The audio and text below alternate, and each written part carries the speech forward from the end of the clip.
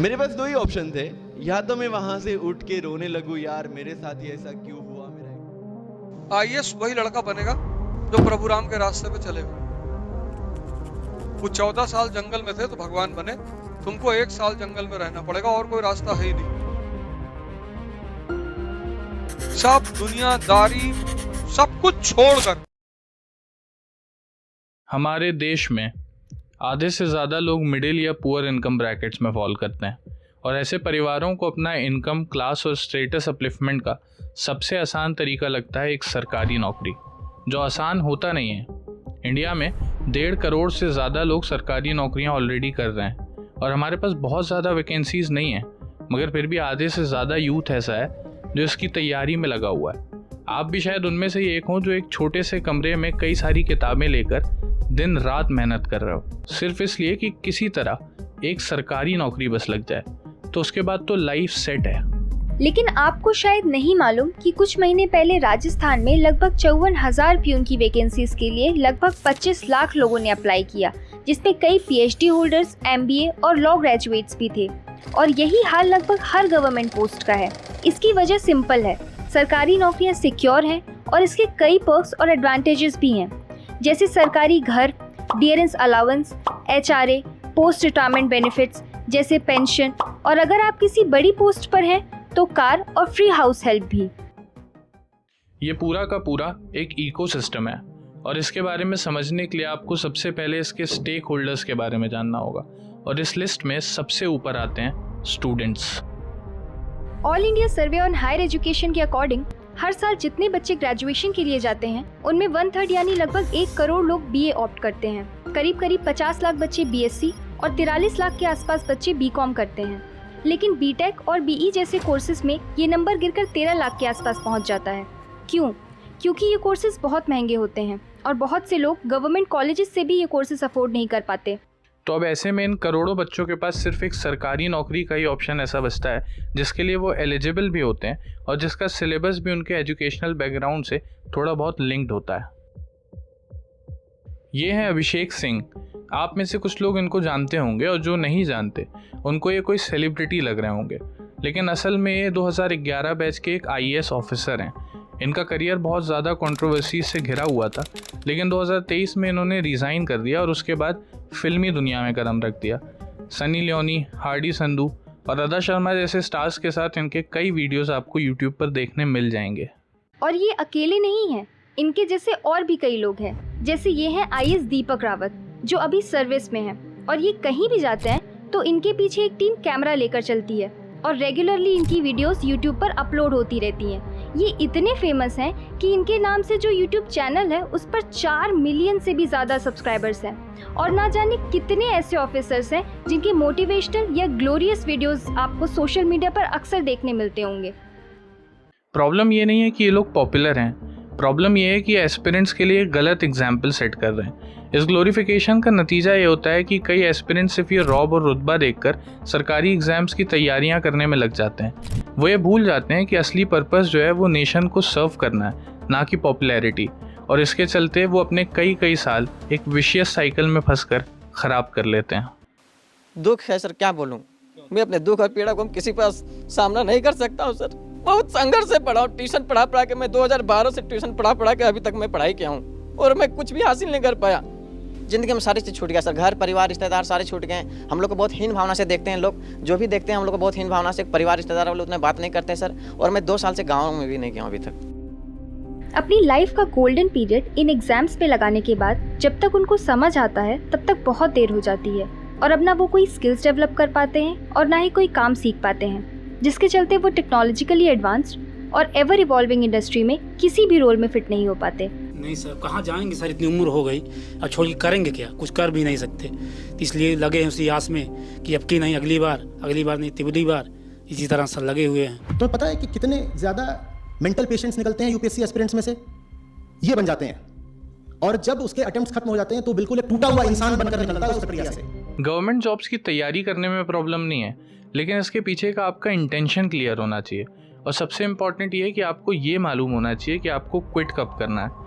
UPSC, SSC और banking जैसे exams का सक्सेस रेट 1% से भी कम होता है। इनफैक्ट कसिनो गैम्बल में भी 5-7% से ज़्यादा चांसेस होते हैं जीतने के। यानी गवर्नमेंट एग्ज़ाम्स जो हैं वो कसिनो से भी ज़्यादा बड़ा गैम्बल है, और यही बात कहीं ना कहीं एस्पिरेंट्स को भी मालूम होती है। इस वजह से उनके अंदर भी एक डर होता है, और इस डर को ये एक्सप्लॉइट करते हैं हमारे second stakeholders, coaching industries.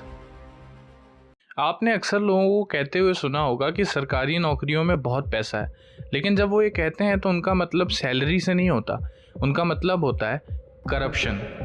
और हैरत की बात यह है कि कई लोगों के लिए ये करप्शन वाला पैसा ही असली मोटिवेशन है। और इस करप्शन की शुरुआत सिलेक्शन होते ही हो जाती है। कई टॉपर्स की तस्वीरें आपको बड़े बड़े कोचिंग इंस्टीट्यूट्स में देखने के लिए मिल जाती हैं, और कई बार सेम इंसान की तस्वीर कई अलग अलग कोचिंग के एडवर्टीजमेंट्स में लगी होती हैं, जिसको देखकर स्टूडेंट्स के माइंड में एक परसेप्शन बनता है कि शायद हम भी इस इंस्टीट्यूट में एनरोल करके अगले टॉपर हो सकते हैं। दिल्ली में मुखर्जी नगर और करोल बाग जैसे एरियाज गवर्नमेंट एग्जाम्स के हब्स हैं। यहाँ पर छोटे छोटे गांव से बड़े बड़े शहरों तक हर जगह से बच्चे पढ़ने आते हैं। किसी के पेरेंट्स अपनी ज़मीन बेच देते हैं तो किसी के अपने जेवर गहने, ताकि कोचिंग इंस्टीट्यूट्स की 2 से 2.5 लाख तक की फीस पे कर सकें। लेकिन उनको बदले में क्या मिलता है? ओवरक्राउडेड क्लासरूम्स, जहाँ 500 से 1000 बच्चे एक क्लासरूम में होते हैं। बैच रीशफल करने के नाम पर वीक और स्ट्रॉन्ग बच्चों को अलग अलग बैचेस में कर दिया जाता है, और जो वीक बच्चे होते हैं उनको पढ़ाया कम जाता है और टाइम पास ज़्यादा करवाया जाता है। एक ऐसा इन्वायरमेंट क्रिएट हो जाता है कि एक तरफ से फैमिली का प्रेशर और दूसरी से एग्जाम कंपटीशन का प्रेशर, इन सब के बीच बच्चे फंस कर रह जाते हैं। दिसंबर 2024 में सेंट्रल कंज्यूमर प्रोटेक्शन अथॉरिटी ने Bajirao and Reddy, study IQ IS और एच जैसे इंस्टीट्यूट्स पर टोटल 15 लाख रुपए फाइन लगाया। दरअसल बात ये थी कि बाजीराव एंड रेड्डी ने एक एडवर्टीजमेंट निकाला जिसमें उन्होंने क्लेम किया कि UPSC CSE 2022 के 933 सिलेक्टेड कैंडिडेट्स में से 617 उनके स्टूडेंट्स थे, और उसके साथ अपने कोर्सेज एडवर्टाइज कर दिए। लेकिन ये कहीं नहीं बताया कि ये स्टूडेंट्स किस कोर्स में इनरोल्ड थे। जब सेंट्रल कंज्यूमर प्रोटेक्शन अथॉरिटी ने इन्वेस्टिगेट किया तो उनको पता चला कि ये सारे के सारे इंटरव्यू गाइडेंस प्रोग्राम में इनरोल्ड थे, जो प्रीलिम्स और मेंस क्वालिफाई करने के बाद होता है। और इसी तरह बाकी इंस्टीट्यूट्स ने भी मिसलीडिंग एडवर्टीजमेंट निकाले थे, और इसी तरीके से स्टूडेंट्स को इस तरह के फेक ड्रीम्स बेच कर UPSC इंडस्ट्रीज का आज 3000 करोड़ से भी बड़ा एम्पायर चल रहा है। अब एक बार ये बच्चे जब कोचिंग इंस्टीट्यूट में एनरोल हो जाते हैं तो उनको रहने के लिए भी एक जगह चाहिए होती है, और यहाँ एंट्री होती है हमारे third stakeholder, landlord mafias की। 24 साल की अंजलि गोपनारायण, जो महाराष्ट्र की रहने वाली थी और ओल्ड राजेंद्र नगर में UPSC की प्रेपरेशन कर रही थी, वो यहाँ पर 8x6 के रूम में 15,500 रुपये का रेंट पे करके रहती थी। कुछ समय बाद उनकी लैंडलेडी ने अचानक उनका रेंट बढ़ाकर 18,000 कर दिया। अंजलि ऑलरेडी एग्जाम के प्रेशर में थी, स्ट्रेस्ड आउट थी, और फिर इस रेंट की टेंशन से उन्होंने अपनी जान दे दी। ऐसे कई बच्चे यहाँ पर 6x6 और 8x6 के रूम्स में रहते हैं, जिसका वो 15 से 20 हज़ार रुपये रेंट देते हैं, और इसके ऊपर वो सिक्योरिटी और ब्रोकरेज फ़ी अलग से देते हैं। कई रूम्स तो ऐसे हैं जो बेसमेंट में बने हैं, जहाँ पर दरवाजे, खिड़की या वेंटिलेशन तक नहीं है। लेकिन अचानक से एक दिन उनको कहा जाता है कि आपका रेंट बढ़ा दिया गया है, और अगर आपने नहीं दिया तो आपको इमीडिएटली निकाल दिया जाएगा। ऐसा इसलिए किया जाता है ताकि नए स्टूडेंट्स को लाकर उनसे फिर से ब्रोकरेज लिया जा सके। ये एक ब्रोकर लैंडलॉर्ड नेक्सस है जो मिलकर स्टूडेंट्स को एक्सप्लॉइट करता है। अब ये तो सारी रिसीविंग एंड की प्रॉब्लम्स हैं। अगर हम गिविंग एंड के प्रॉब्लम्स की बात करें तो उसमें हमारी सरकार बहुत बड़ा रोल प्ले करती है। 2010 से पहले तक सरकारी एग्ज़ाम्स में जो प्राइवेट टेंडर्स हुआ करते थे वो उतने ज़्यादा नहीं होते थे। हालांकि थोड़ा बहुत रोल प्ले किया करते थे प्राइवेट प्लेयर्स, लेकिन 2010 के बाद से उनका डोमिनेंस बहुत ज़्यादा बढ़ गया एग्ज़ाम्स में, और ऐसा देखने के लिए मिला कि हर टेंडर ऑलमोस्ट प्राइवेट कंपनीज़ को दिया जाने लगा। हाल ही में SSC एग्ज़ाम का एक इशू सामने आया जिसमें इतना ज़्यादा मिसमैनेजमेंट हुआ कि कई स्टूडेंट्स को 2500 किलोमीटर दूर तक सेंटर दे दिया गया। ये देखो मेरा स्टेटस आया है कि जो मेरे एग्जाम का सेंटर है वो अंडमान निकोबार द्वीप है। अब मैं राजस्थान से हूँ, अंडमान निकोबार द्वीप। कई स्टूडेंट्स को वहाँ पर पहुँचकर पता चला कि उनका सेंटर चेंज हो चुका है, और कई स्टूडेंट्स के सेंटर पहुँचने के बाद उनका एग्जाम ही कैंसिल हो गया। इसके पीछे जो नाम निकल कर आया वो था एडिक्विटी, जो एक प्राइवेट कंपनी है। पहले इस एग्जाम का टेंडर TCS के पास होता था, जो एक बच्चे पर 350 रुपये खर्च करती थी। फिर ये टेंडर एडिक्विटी को मिल जाता है, जो एक बच्चे पर सिर्फ 220 रुपये खर्च करने लगी। अचानक से इतना ज़्यादा कॉस्ट कट। 2020 में central directorate general of training ने इस कंपनी को ब्लैकलिस्ट कर दिया था। उसके बाद भी मार्च 2022 में एमपी टीचर्स एलिजिबिलिटी टेस्ट का कॉन्ट्रैक्ट इसी कंपनी को दे दिया गया, जिसका पेपर सोशल मीडिया पर लीक हो गया। और इतना ही नहीं, इतना खराब ट्रैक रिकॉर्ड होने के बावजूद 2023 में एमपी पटवारी एग्जाम, 2023 में ही एमएचसीटी एमबीए एग्जाम, 2023 में दिसंबर में एमपी एम्प्लॉयज सिलेक्शन बोर्ड का कॉन्ट्रैक्ट और फाइनली 2025 में एसएससी एग्जाम का कॉन्ट्रैक्ट भी इसी कंपनी को दे दिया जाता है। हैरत की बात यह है कि अकेली ऐसी कंपनी नहीं है, इसकी जैसी तमाम और कंपनियां हैं। फॉर एग्जांपल सतवत इन्फोसॉल private limited, Aptech, Merittrac services private limited और NSE-IT वगैरह। और ये सारी कंपनीज देश के कई छोटे बड़े एग्ज़ाम्स कई सालों से कराती आ रही हैं और इन सब के ट्रैक रिकॉर्ड्स ख़राब हैं, मगर उसके बावजूद इनको टेंडर्स मिलते रहते हैं और ये एग्ज़ाम लीक्स और स्कैम्स का सिलसिला चलता रहता है।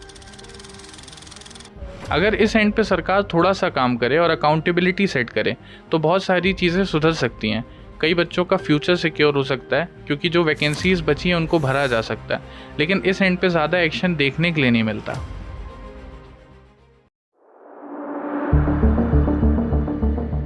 आज इंडिया का service sector total gross value addition का 55.3% कवर करता है और ये हमारे देश का ग्रोथ इंजन है। इसमें IT सर्विसेज, कम्युनिकेशन, फाइनेंस और बिजनेस सर्विसेज वगैरह फॉल करती हैं।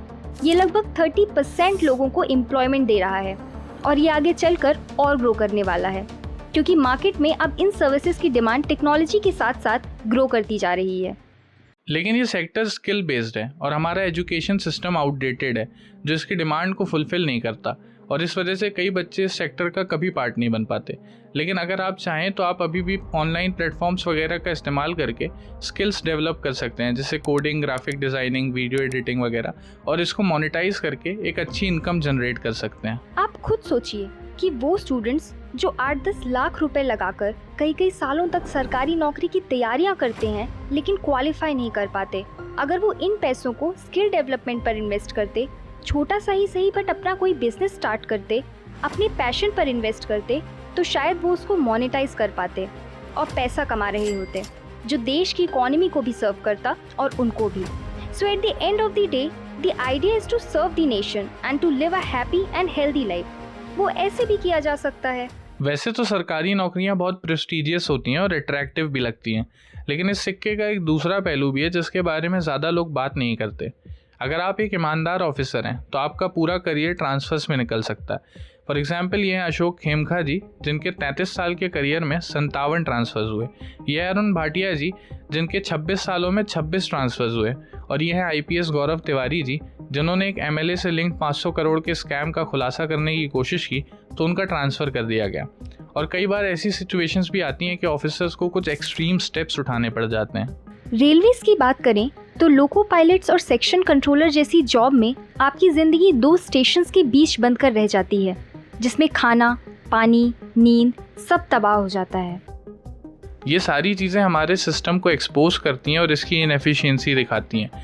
रेलवेज एक्ट 1989 ये साफ साफ कहता है कि किसी भी लोको पायलट को 11 घंटे से ज़्यादा ड्यूटी नहीं दी जा सकती, लेकिन आर्टिकल बताता है कि ज़्यादातर लोको पायलट्स रेगुलरली 12 से 14 घंटे की ड्यूटीज़ कर रहे हैं, कई नाइट शिफ्ट्स करते हैं। उनकी मेंटल और फिजिकल हेल्थ साथ दे या ना दे, उनको ड्यूटीज़ करनी पड़ती हैं। और शायद यही वजह है कि हमें इतने सारे रेल इंसिडेंट्स देखने के लिए मिलते हैं जिसमें जान और माल दोनों का नुकसान होता है। और हमारे देश की आयरनी देखिए कि हमारे यहाँ 12th फेल जैसी एक मूवी बनाई जाती है जो पॉपुलर सिर्फ इसलिए होती है क्योंकि उसमें ऑफिसर बनने का स्ट्रगल दिखाया गया, ऑफिसर बनने के बाद का नहीं। Thank you so much for watching the video. हम गवर्नमेंट एग्ज़ाम्स के अगेंस्ट नहीं हैं, गवर्नमेंट जॉब्स के अगेंस्ट नहीं है। बहुत अच्छी जॉब्स होती हैं, अट्रैक्टिव और प्रेस्टिजियस होती हैं, आप बिल्कुल कीजिए। और अगर आप तैयारी कर रहे हैं तो all the best with your future endeavours. हम सिर्फ ये वीडियो इसलिए बना रहे हैं ताकि लोगों को ये इन्फॉर्म कर सके कि कितना ज़्यादा डिफ़िकल्ट होता जा रहा है कॉम्पिटिटिव एग्ज़ाम्स में पार्टिसिपेट करके उसको क्वालिफाई करना। और हम सिर्फ ये बताना चाहते हैं कि गवर्नमेंट एग्ज़ाम्स ही सिर्फ लाइफ नहीं है, इसके अलावा और भी बहुत सारे ऑप्शंस होते हैं जो बहुत बेहतर होते हैं, बहुत अच्छे होते हैं, जिनको आप एक्सप्लोर कर सकते हैं। और अपना जो टाइम आप कई साल गवर्नमेंट एग्ज़ाम्स में लगाते हैं उसमें से कुछ समय बचा सकते हैं। अगर आपको लग रहा है कि कांस्टेंट एफर्ट्स के बाद भी वो चीज़ अचीव नहीं हो पा रही है तो you can look for some alternative, वो आपको ज़्यादा बेनिफिशियल रहेगा। और अगर आप घर बैठेंगे और एग्ज़ाम्स की तैयारी 6-6, 8-8 साल करेंगे, तो उससे बेहतर होगा कि 1-2 अटेम्प्ट के बाद अगर आप कुछ दूसरा प्रोफेशन चूज़ करते हैं, अपने पैशन को फॉलो करते हैं, वहाँ पर पैसे इन्वेस्ट करते हैं, तो शायद आप कुछ इनकम जनरेट करके देश की इकॉनमी को भी बेहतर करेंगे और अपना भी बेहतर कर पाएंगे। Thank you so much.